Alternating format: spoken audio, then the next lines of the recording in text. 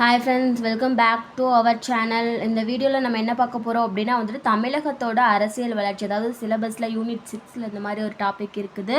So அதை தான் வந்து நம்ம இப்போ பார்க்க போகிறோம். நீங்கள் வந்துட்டு நான் எழுதியிருக்கிற மாதிரியே நீங்கள் நோட்ஸ் எடுத்து வச்சுக்கிட்டாலும் உங்களுக்கு ஈஸியாக தான் இருக்கும். இல்லை இந்த வீடியோவை நான் சும்மா வீடியோவாகவே பார்க்குறேன் அப்படின்ட்டு இது சும்மா ஒரு வீடியோவாக பார்த்துட்டு நீங்கள் இதுக்கப்புறமா புக்கில் போய் பார்த்தீங்க அப்படின்னாலும் ஒரு 15 மினிட்ஸ் நீங்கள் அதை பார்த்தீங்க அப்படின்னாலே உங்களுக்கு வந்துட்டு ஈஸியாக மனப்பாடம் ஆயிரும். ஸோ வாங்க ஃப்ரெண்ட்ஸ், வீடியோக்குள்ளே போகலாம். ஃபஸ்ட்டு வந்து தமிழகத்தோட அரசியல் வளர்ச்சியில் ஆங்கிலேயர்கள் ஆட்சியிலேருந்து தான் ஸ்டார்ட் ஆகும். அதில் வந்து என்ன அப்படின்னா, ஆங்கிலேயர்கள் வந்துட்டு அவங்களுடைய தேவைகளுக்காக, அதாவது அவங்களுடைய அரசியல் நிர்வாகம் அதுக்காக வந்துட்டு சென்னை மாகாணத்தை வந்துட்டு 1801 வந்து தோற்றுவிச்சிருக்காங்க. சரிங்களா?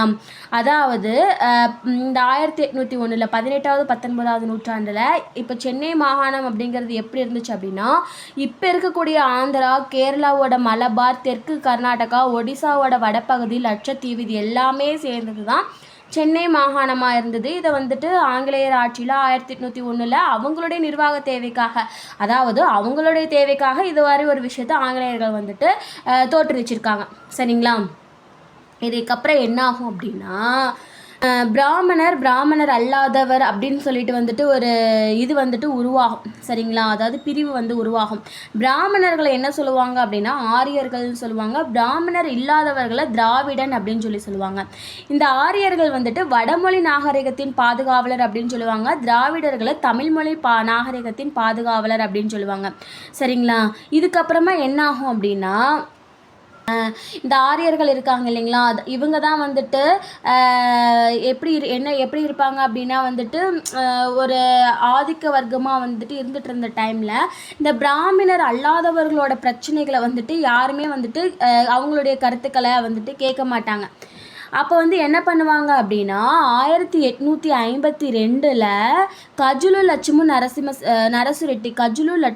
நரசு செட்டி அப்படின்றவர் தான் சென்னை வாழ் மக்கள் சங்கம் அப்படிங்கிறத வந்துட்டு தோற்றுவிப்பார். ஸோ 1852 நல்லா ஞாபகம் வச்சுக்கோங்க. கஜுலு லட்சுமி நரசு ரெட்டி அப்படின்றவர் தான் வந்துட்டு சென்னை வாழ் மக்கள் சங்கம் அப்படிங்கிறத தோற்றுவிப்பார். இதுக்கப்புறமா என்ன ஆகும் அப்படின்னா, நீதி கட்சி அப்படின்ற ஒரு விஷயம் வந்துட்டு ஆரம்பிக்குது. சரிங்களா? நீதி கட்சி என்ன அப்படின்னா வந்துட்டு அதாவது அப்போ இருந்த காங்கிரஸ் இருக்குது இல்லைங்களா, அது காங்கிரஸ் அந்த கட்சி வந்துட்டு அப்போ இருந்த காலத்தில் அதுதான் முதன்மை அரசியல் கட்சியாக இருந்துச்சு. அப்போது அந்த டைமிங்கில் இந்த பிராமணர்களோட கட்டுப்பாட்டில் இருந்தங்காட்டிக்கு வந்துட்டு பிராமணர் அல்லாதவர்களோட கோரிக்கையை வந்துட்டு கேட்கவே இல்லை, அந்த மாதிரி இருந்தது. அப்போ வந்து 1916 என்ன பண்ணுவாங்க அப்படின்னா, தென்னிந்திய விடுதலை கூட்டமைப்பு அப்படின்ற ஒரு விஷயம் வந்து உருவாகும். யாருன்னா டாக்டர் TM நாயர், சர் பிட்டி தியாகராயர் மற்றும் டாக்டர் C நடேசனார். இவங்க 3 பேரும் தான். இந்த 3 பேர்த்த நம்ம எப்படி ஞாபகம் வச்சுக்கலாம்னா ஆர் அப்படின்னு ஞாபகம் வச்சுக்கலாம். ஆர்னா ஆர் நாயர், தியாகராயர், அப்புறம் டாக்டர் நடேசனார். ஸோ ஆர் இருள முடியுது இல்லைங்களா, ஸோ அதனால் இந்த 3 ஆரும் சேர்ந்து 1916 வருஷத்தி அப்படியே 6னே வருது பாருங்களேன், இங்கே 6 இருக்கா, ஸோ 6. இந்த 3 ஆரும் சேர்ந்து 1916 தென்னிந்திய விடுதலை கூட்டமைப்பை உருவாக்குவாங்க. சரிங்களா? இந்த தென்னிந்திய விடுதலை கூட்டமைப்பு அப்படிங்கிறது தான் பிற்காலத்தில் என்னவா மாறும் அப்படின்னா நீதி கட்சியாக மாறும் 1917. சரிங்களா? இது கண்டிப்பாக நம்மளுக்கு டிஎன்பிஎஸ்சியில் கேட்ட previous year question 1 marks. So note பண்ணிக்கோங்க. நெக்ஸ்ட்டு பாருங்கள். ஸோ இந்த நீதி கட்சியை உருவாயிரும் இல்லைங்களா, அப்போ ஒரு கட்சின்னா அதனுடைய நோக்கம் இருக்கும்ல. இந்த கட்சி உருவாகிறதுக்கான நோக்கம் என்னென்னா, தென்னிந்தியாவில் அனைத்து பிராமணர் அல்லாதவர்களோட கல்வி, சமூக, பொருளாதார மேம்பாட்டை வந்து உருவாக்கி முன்னேற்றுதல். அதாவது அவங்களுக்கு கல்வி வேணும், அவங்களுடைய சமூக பொருளாதாரம் எல்லாத்தையுமே வந்துட்டு உருவாக்கி அவங்கள முன்னேற்றணும். அடுத்தது வந்து என்ன அப்படின்னா, அரசமைப்பினாலான அரசாங்கத்தை கொண்டு பிராமணர் அல்லாதோரின் முன்னேற்றத்திற்கு பாடுபடுதல் அப்படிங்கிறாங்க. அதுக்கப்புறமா வந்துட்டு இந்த பிராமணர் அல்லாதவர்களோட கோரிக்கைக்கு வந்துட்டு ஆதரவாக பொது கருத்தை வந்து உருவாக்குறது. இது எல்லாமே வந்து என்ன அப்படின்னா நீதி கட்சியோட முக்கிய நோக்கம் அப்படின்னு சொல்கிறாங்க. சரிங்களா?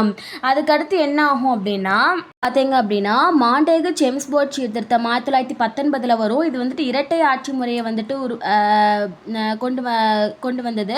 இந்த இரட்டை ஆட்சி வந்ததுக்கு அப்புறமா வந்துட்டு நடைபெற ஃபஸ்ட்டு பொது தேர்தல் வந்துட்டு 1920 நடக்குது. இந்த பொது தேர்தல் வந்துட்டு காங்கிரஸ் கட்சி வந்துட்டு ஒத்துழையாமை இயக்கத்தோட ஒரு பகுதியாக வந்து என்ன பண்ணும் அப்படின்னா வந்துட்டு இந்த பொது தேர்தலில் கலந்துக்காது. அப்போ வந்து ஆனால் காங்கிரஸ் கட்சி தான் கலந்துக்காதே தவிர அதில் இருக்கக்கூடிய நிறையா நிர்வாகிகள் வந்துட்டு கட்சியில் அதாவது இந்த தேர்தலில் வந்துட்டு கலந்துப்பாங்க.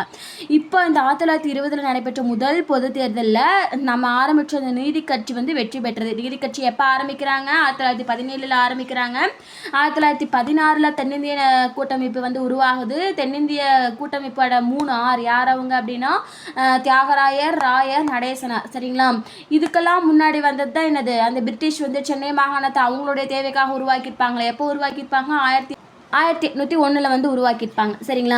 ஸோ இதுக்கப்புறம் என்ன ஆயிடுச்சு, நீதி கட்சி வெற்றி பெற்றுச்சு. அப்போ நீதி கட்சியோட சிஎம்மாக யார் வருவார் அப்படின்னா சுப்பராயலு அப்படின்றவர் வந்துட்டு முதலமைச்சர் ஆவார். இந்த சுப்பராயல் வந்துட்டு இறந்ததுக்கு அப்புறமா வந்துட்டு பனகல் ராஜா 1920 இவர் தேர்தல் வருது. தேர்தலில் வெற்றி பெற்று சுப்பராயல் ஆட்சி அமைப்பார். இவர் இறந்ததுக்கு அப்புறமா 21 அடுத்த வருஷமே வந்துட்டு பனகல் ராஜா சிஎம் ஆகிறாரு. இந்த நீதி கட்சி வந்து ஆட்சிக்கு வந்து 1921 37 வரைக்கும் இவங்களுடைய பீரியட் தான்.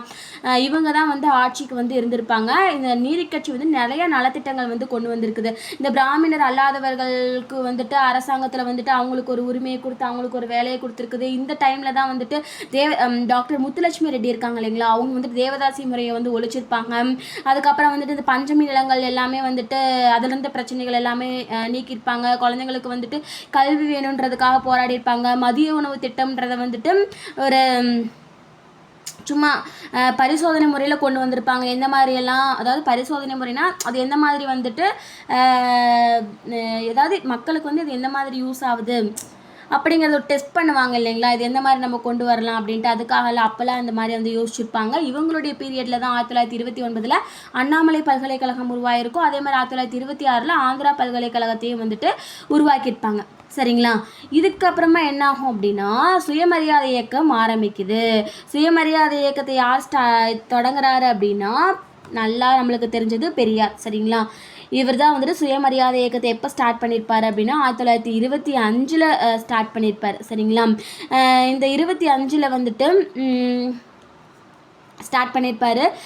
இவர் வந்துட்டு பெரியார் வந்து நிறைய பெண்களோட உரிமைகளுக்காகவும் பெண்களுடைய அதாவது என்ன சொல்கிறது, பெண்களுடைய உரிமைகளுக்கு பெண் சுதந்திரம் இதுக்காக ரொம்ப போராடி இருப்பார். அதனால் பெண்கள் மாநாடு வந்துட்டு சேலத்தில் நடக்கும். அந்த சேலத்தில் நடந்த அந்த மாநாட்டில் தான் வந்துட்டு ஈவேரா வந்துட்டு பெரியார் அப்படின்ற ஒரு பட்டத்தை வந்து கொடுத்துருப்பாங்க. சரிங்களா? பெரியாரோட நாளேடுகள், இவர் என்னென்ன நாளேடுகள்லாம் நடத்தியிருப்பார் அப்படின்னா குடியரசு, புரட்சி, விடுதலை, இது எல்லாமே வந்துட்டு பெரியாரோடைய நாளேடுகள். அந்த சுயமரியாதை இயக்கத்தினுடைய முதல் மாநாடு எங்கே அப்படின்னா 1929 25 ஸ்டார்ட் பண்ணுறாரு இயக்கத்தை. 29 முதல் சுயமரியாதை மாநாடு வந்துட்டு செங்கல்பட்டில் நடக்கும். இந்த அடுத்தது வந்து என்னென்னா ராஜாத இயக்கம் அப்படிங்கிறது வந்துட்டு நிறையா விஷயங்களை வந்துட்டு நோக்கமாக கொண்டு வந்தாங்க. அதாவது பிராமணர் அல்லாதவர்கள் அதாவது எல்லாத்துக்குமே வந்துட்டு ஈக்குவலான ரைட்ஸ் இருக்கணும் அப்படின்ற மாதிரி, அதே மாதிரி பெண்களுக்கான உரிமைகளாக இருக்கட்டும், கல்வி உரிமையாக இருக்கட்டும், எல்லாமே வந்துட்டு இந்த சுயமரியாதை இயக்கம் வந்துட்டு கொண்டு வருது. அடுத்தது வந்துட்டு என்ன 1937 மறுபடியும் எலெக்ஷன் வருது. அந்த எலெக்ஷனில் சுயமரியாதை இயக்கத்தில் வந்துட்டு அதாவது பெரியார் வந்து அந்த தேர்தலில் கலந்துக்கல. இந்த நீதி கட்சியோட புகழ் வந்துட்டு கொஞ்சம் கொஞ்சமாக குறைய ஆரம்பிச்சிருச்சு. சுயமரியாதை இயக்கம் இருந்ததுனால சுயமரியாதை இயக்கத்திற்கு ரொம்ப செல்வாக்கு இருந்துச்சு அந்த சமயத்தில். ஆனால் வந்துட்டு பெரியார் வந்து அந்த சமயத்தில் தேர்தலில் போட்டியிடாத காரணத்தினாலையும் காங்கிரஸில் வந்துட்டு மகாத்மா காந்தியோட செல்வாக்கு ரொம்ப கூடி போச்சு அந்த டைமில். அப்போ வந்து என்ன ஆயிடுச்சு அப்படின்னா வந்துட்டு தமிழகத்தில் ராஜாஜி தலைமையிலான காங்கிரஸ், இவர் தான் வந்துட்டு 1937 சிஎம் ஆயிருப்பார். இவர் வந்துட்டு முதலமைச்சர் ஆனதுக்கப்புறமா என்ன பண்ணுவார் அப்படின்னா இந்தியை வந்துட்டு கட்டாய மொழியாக வந்து கொண்டு வந்திருப்பார். சரிங்களா? இது ஹிந்தி வந்து கட்டாயமாக இருக்கணும் அப்படின்னு சொல்லி கொண்டு வந்தது யாருன்னா இந்த ராஜாஜி தலைமையிலான காங்கிரஸ் அரசு தான் ஃபஸ்ட்டு ஹிந்தி தான் கட்டாய மொழியாக வேணும் அப்படின்ட்டு கொண்டு வந்திருப்பாங்க. இந்த நீதி கட்சி வந்து வீழ்ச்சி அடைஞ்சிருச்சு அப்படின்னு சொன்னேன் இல்லைங்களா, அவ்வளோ நல்லா இருந்த ஒரு கட்சி ஏன் வீழ்ச்சி அடைஞ்சதுன்னா அதுக்கு மொத்தமாக 3 காரணம்தான். என்ன அப்படின்னா சிறுபான்மை மக்களிடையே ஆதரவை இழந்தது ஃபஸ்ட்டு. அடுத்தது பார்த்தீங்க அப்படின்னா சுயமரியாதை இயக்கத்தோட செழிப்பு. இந்த சுயமரியாதை இயக்கம் பெரியார் அவர்கள் 1925 ஸ்டார்ட் பண்ணதுக்கப்புறமா மக்களிடையே ரொம்ப செல்வாக்கு, படித்த இளைஞர்கள் எல்லாருமே அதாவது வந்துட்டு பகுத்தறிவை கொண்டு யோசிக்கணும், அறிவை கொண்டு யோசிக்கணும் அப்படிங்கும்போது அது எல்லாமே ரொம்ப செல்வாக்கு ஆயிடுச்சு அந்த டைமில். அப்புறம் என்ன ஆயிடுச்சு அப்படின்னா உயர்குடியின மற்றும் ஆங்கில ஆதரவு கண்ணோட்டம், இது எல்லாமே தான் அது நீதி கட்சியோட வீழ்ச்சிக்கு காரணமாக அமைஞ்சிச்சு. இதுக்கப்புறமா பார்த்தீங்கன்னா இந்த இந்திய எதிர்ப்பு போராட்டம் நடக்குது. இது ரொம்ப முக்கியமானது. இந்த 1937 காங்கிரஸ் கட்சியில் ராஜாஜி சிஎம் ஆனார் இல்லைங்களா, இவர் தான் இந்த இந்தியை வந்து கட்டாய மொழியாக கொண்டு வந்திருப்பார். இதுக்கு வந்து நம்ம எல்லாருமே வந்துட்டு நம்ம எதிர்ப்போம். இந்திய எதிர்ப்பு வந்து அப்போ இருந்தே இந்திய எதிர்ப்புங்கிறது ஸ்டார்ட் ஆகிடுச்சு பாருங்கள். இந்த போராட்டம் பார்த்தீங்க அப்படின்னா இந்த சிஎம்மாக இருந்தப்போ இவர் என்னென்ன திட்டத்தை கொண்டு வந்திருப்பார் அப்படின்னா மதுவிலக்கு திட்டம்.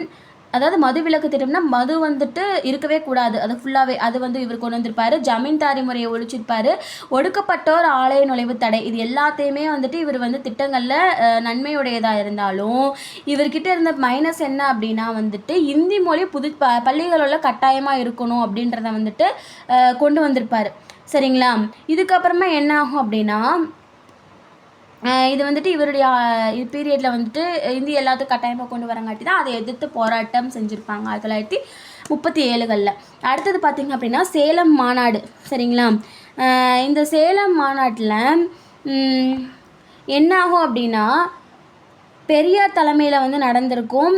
இங்கே அண்ணா வந்து பேரறிஞர் அண்ணா இருக்கார் இல்லைங்களா, அவர் வந்து நீதி கட்சியோட பெயரை திக அதாவது திராவிடர் கழகம் அப்படின்னு சொல்லி வந்து ஆரம்பிச்சிருப்பார். சரிங்களா. 1944 இங்கே சேலத்தில் நடைபெற்ற மாநாட்டில் 44 திராவிடர் கழகத்தை அவர் ஆரம்பிச்சிருப்பார். இதில் இருந்து 1949 வந்து திராவிடர் கழகத்திலேருந்து அண்ணா பிரிஞ்சு, அதாவது 5 வருஷத்துக்கு அப்புறமா பேரறிஞர் அண்ணா வந்துட்டு திராவிடர் கழகத்திலேருந்து பிரிஞ்சு திராவிட முன்னேற்ற கழகத்தை வந்து ஸ்டார்ட் பண்ணியிருப்பார், திமுகவை ஸ்டார்ட் பண்ணியிருப்பார். சரிங்களா. அடுத்தது பார்த்தீங்க அப்படின்னா இந்திய எதிர்ப்பு போராட்டம் வந்துட்டு 1965. இது வந்து என்ன அப்படின்னா ஜனவரி 26 உறுப்பு 313 படி இந்திய நாட்டின் அலுவலக முறையாக ஆக்கப்பட்டது அப்படின்னு சொல்கிறாங்க. இதை எதிர்த்து அப்போ இருந்த திமுக வந்து 1965 ஜனவரி 26 இந்த நாளை எந்த டேட்டில் அவங்க இந்தி மொழியை வந்து அலுவலக மொழியாக ஆக்குனாங்களோ அந்த நாளை வந்துட்டு துக்க தினமாக வந்துட்டு தீர்மானிக்கிறாங்க. சரிங்களா. இதுக்கப்புறமா என்ன நடக்குது அப்படின்னு பார்க்கலாம். இப்போ வந்து ராஜாஜியோட ஆட்சி இருக்குது 52 to 54, இந்த 2 டைம் தான் இருக்குது. இதுக்கப்புறமா காமராஜரை வந்து முதலமைச்சர் ஆயிடுறாரு. காமராஜர் ஆட்சியில் முதலமைச்சராக இருந்தப்போ நடந்த நலத்திட்டங்கள் வந்துட்டு பல்வேறு நலத்திட்டங்கள் இப்போ இருக்கிற அணைகளில் பாதி அணைகள் இவர் கட்டினது தான். சரிங்களா. இவரது வந்து இப்போ காங்கிரஸ் கட்சியில் காமராஜர் இருந்ததுக்கப்புறமா அதாவது இந்த ராஜாஜியோட ஆட்சி இருந்துச்சுன்னு சொல்லிங்களா, அப்போ இவரோட பீரியடில் இருந்த சில இதனால வந்துட்டு காமராஜர் முதலமைச்சர் ஆகிறாரு. அதுக்கு அடுத்தது வந்துட்டு பக்தவச்சலம் வந்துட்டு முதலமைச்சராக இருக்கிறாரு. அதே மாதிரி வந்து 1967 வந்துட்டு பொது தேர்தல் வந்து நடக்குது. பொது தேர்தலில் நடைபெற்று திமுக வந்து வெற்றி பெறுது. திமுக வந்துட்டு அண்ணா சிஎம் ஆகிறாரு. 1967 69 2 வருஷம் மட்டும்தான் சிஎம் வந்து இருக்கிறாரு. இவர் வந்து கொண்டு வந்தது தான் என்ன அப்படின்னா 1969 வந்து மெட்ராஸை வந்துட்டு தமிழ்நாடு அப்படின்னு சொல்லிட்டு பேர் மாற்றம் பண்ணியிருப்பாரு. ஸோ இது ரொம்ப முக்கியமான கேள்வி. என்ன வருஷம் அப்படின்னா 1969 மெட்ராஸ் அப்படிங்கிறது தமிழ்நாடு அப்படின்ற பேர் மாற்றம் வந்து பண்ணியிருப்பாரு. அந்த அறுபமா வந்துட்டு 69 கருணாநிதி வந்து சிஎம் ஆகிறாரு. அதுக்கப்புறமா பார்த்தீங்க அப்படின்னா 1972 எம்ஜிஆர் அவர்கள் வந்துட்டு அஇஅதிமுகவை வந்து உருவாக்குறாரு. அதாவது இதிலிருந்து பிரிஞ்சு வந்து எம்ஜி ராமச்சந்திரன் அவர்கள் வந்துட்டு 1972 பிரிஞ்சு வராரு. பிரிஞ்சு வந்துட்டு 1977 நடக்கிற எலெக்ஷனில் எம்ஜிஆர் அவர்கள் வந்து ஆட்சி அமைக்கிறாரு.